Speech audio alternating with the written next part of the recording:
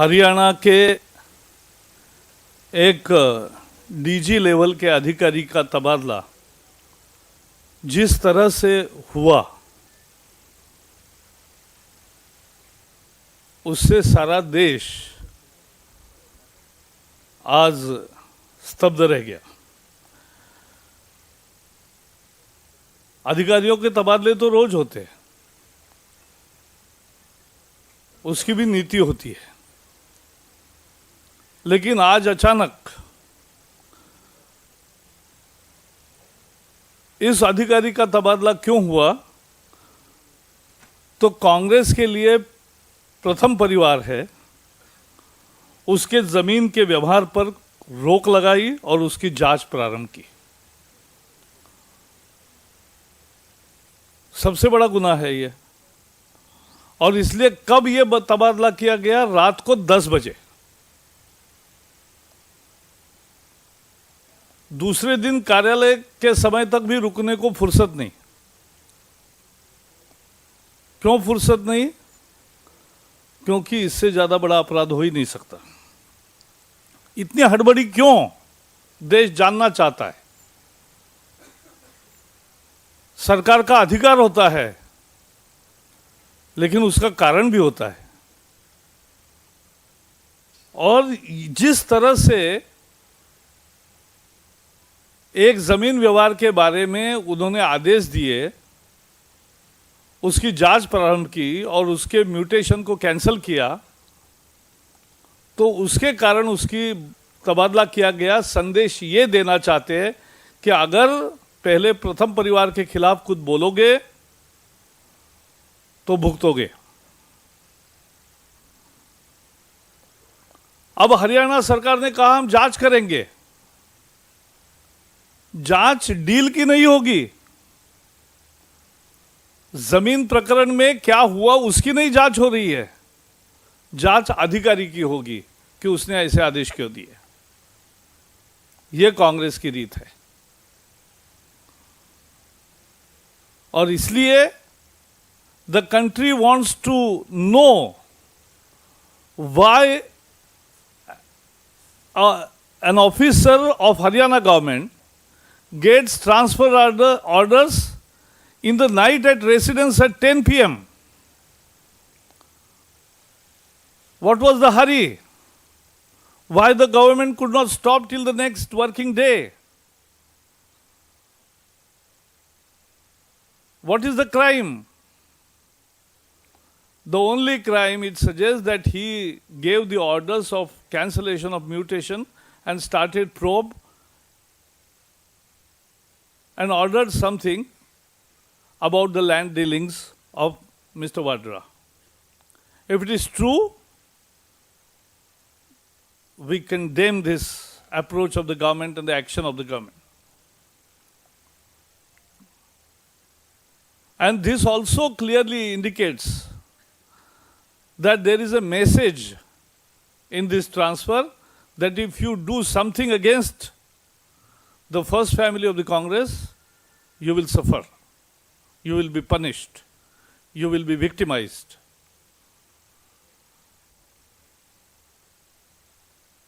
And that is why we are condemning this transfer, otherwise which can be termed as an administrative action. And what is worse is that government is not probing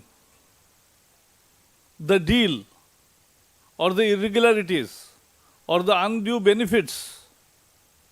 That is the BJP demand, that there has to be a proper probe.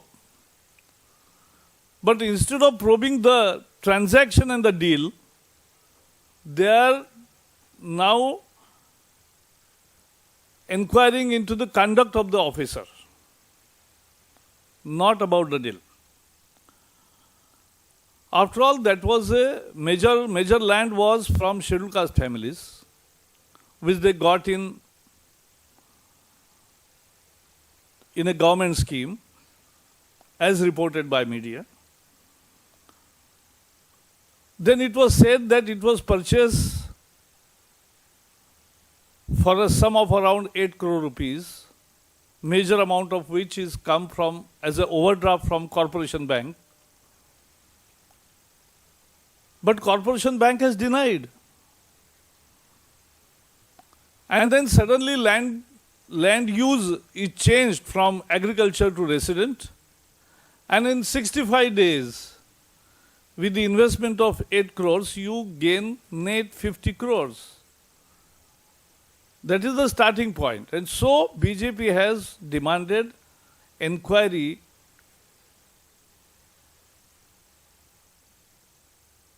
into the deal. कोई जमीन खरीदेगा दलितों की, तो media ने यह भी सवाल उठाया कि ये दलितों को अनुदानित स्कीम में दी गई हुई जमीन है, तो वो क्या खरीद सकते नहीं खरीद सकते, एक इशू है। फिर वो 7.5 करोड़ में खरीदी जाती है, उसके लिए बैलेंस शीट में दिखाया जाता है कि कॉरपोरेशन बैंक से ओवरड्राफ्ट है। कॉरपोरेशन बैंक ने मना किया कि उन्होंने कहा कि है ही नहीं ओवरड्राफ्ट, एक पैसे का भी। और फिर तुरंत 2 महीने में लैंड यूज को एग्रीकल्चर से रेसिडेंशियल हो जाता है और 65 दिन में 65 करोड़ में जमीन बिक जाती है 58 करोड़ में, और 50 करोड़ फायदा होता है। और ये शुरुआत है, और बाकी भी बहुत सारे मीडिया ने इतने सारे डिटेल्स लाए हैं सामने, और इसमें लोग सजेस्ट कर रहे हैं क्विड प्रो को भी है, क्योंकि किसी का निजी धंधे की बात है तो हम नहीं करते। If it's a private business, we'll not like to talk about that. But when there is a quid pro and undue benefit charges, they need to be probed.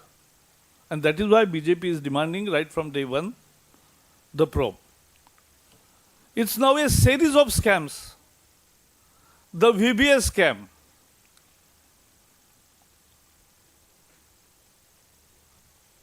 Congress said that diary entries are not admissible evidence. It is not diary, Baba, this is books of accounts. There are daily entries in the CMD account. Then there are entries with names and with initials to whom payments are made. All payments are made in cash. And there are 5 entries of payment of VBS to the VBS. Ab the then steel minister is Veerbhadra Singh. He denies, I don't write like VBS. Okay, but they may be writing like that. It is an admissible evidence as per as the Evidence Act, and a relevant evidence, because it is neatly done. It is not as I that day told, koi kadambari to hai nahi. We are asking one question to the Congress. When you have the books of accounts with your department for last 2 years, what stopped you from taking action against the company? Because bribe giving is also a crime. So if there are books of accounts and there are entries after entries and series of entries in your seized material, you must act against the company, because it's inadmissible. Why you are not acting against company? Because you want to cover up and you want to protect your, because it will boomerang on you. Virbhadra Singh ji जब इस्पात के मंत्री थे, एक निजी company है इस्पात company, उसके बुक ऑफ अकाउंट्स में रोज के खर्चे में लिखते हैं अपने अध्यक्ष और कार्यकारी संचालक के अकाउंट्स में रोज की एंट्रीज है कि आज इसको पर खर्चा किया, आज इसको इतने पैसे दिए, आज इसको इतने पैसे दिए, कैश दिए। और ताज्जुब की बात है, उसमें सीबीआई और ईडी का भी नाम है, नसीब आईटीओ का नाम नहीं है।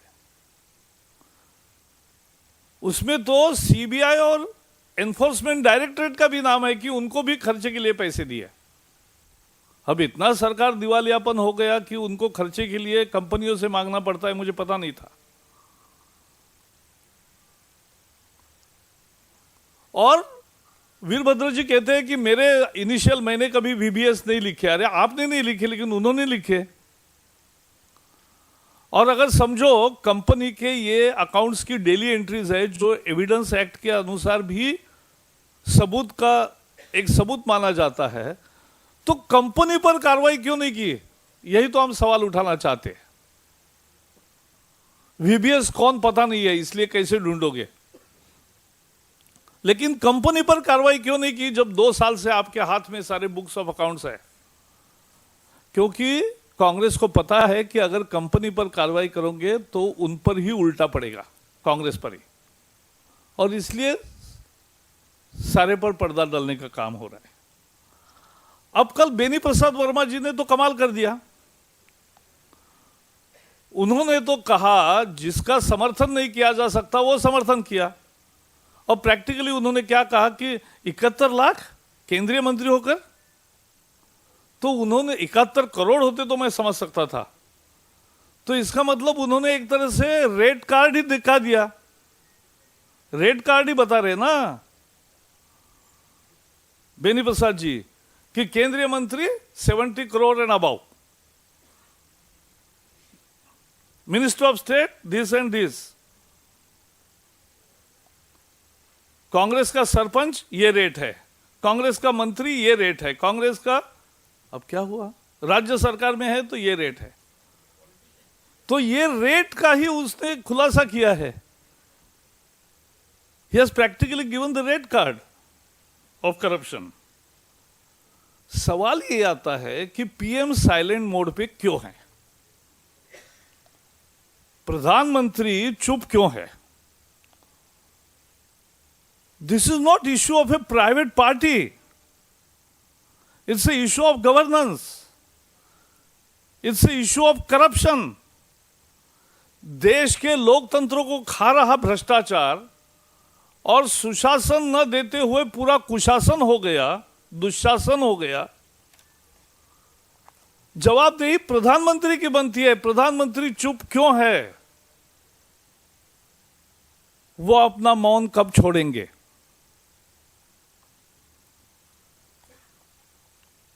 और इसलिए तीनों का हमने बात की है, प्रेस नोट भी दिया है। बहुत बहुत धन्यवाद।